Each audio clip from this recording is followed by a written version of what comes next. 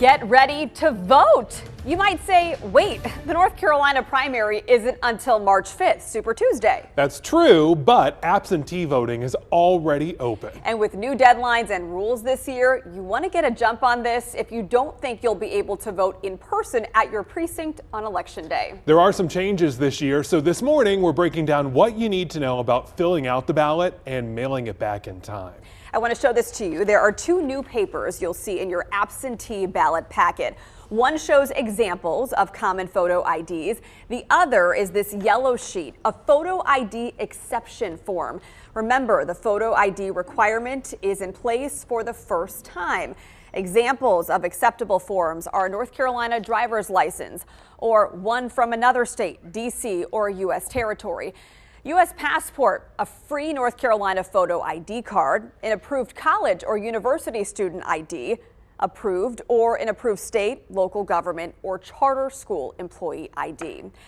If you don't have one, you'll fill out that voter ID exemption form. 3 examples of valid excuses for that are unexpected illness, loss of birth certificate to obtain an ID, or a lack of transportation that prevents you from getting an ID or making a copy.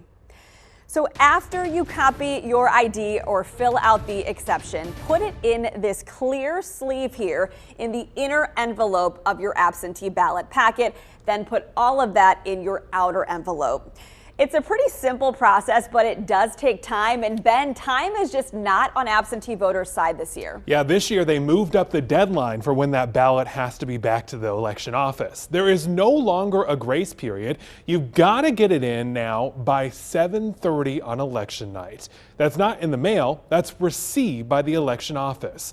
So the executive director of the State Board of Elections says you really should mail back your ballot at least a week before the election. The Postal Service generally tells us to allow about 7 days for it to go from a voter's home and to our county board of elections. So that's the general rule I would recommend. But you know, the sooner the better if that's how someone wants to vote. If you're worried about your ballot making it in on time, the Board of Elections has a tool called Ballot Tracks. It lets you know if the county received your ballot. Now, if it's not there by Election Day, don't panic. You still have options. Just having requested an absentee ballot does not mean someone has voted. So until we have that ballot back in hand at the County Board of Elections, we do not mark someone as having voted. So they still have the option to go vote in person during the early voting period or on Election Day. You might also be wondering about the postage for the ballot. You need $1.63 worth. That's not just one forever stamp, but 3 forever stamps. If you don't put the right amount, the Postal Service will ask the county to cover the rest.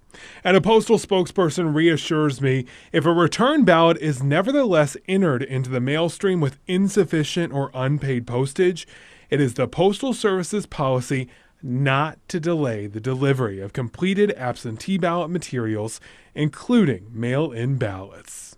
And of course, Megan, if people are concerned about mailing in the ballot, you or a close relative can always return them in person to an early voting location or the County Board of Election office. They will not be accepted at a normal polling place on Election Day. All right, good to know. All election long, WFMY News 2 will be here for you, making sure your vote is counted. If you have a question about the election process, feel free to reach out to us on Facebook and we will look into it.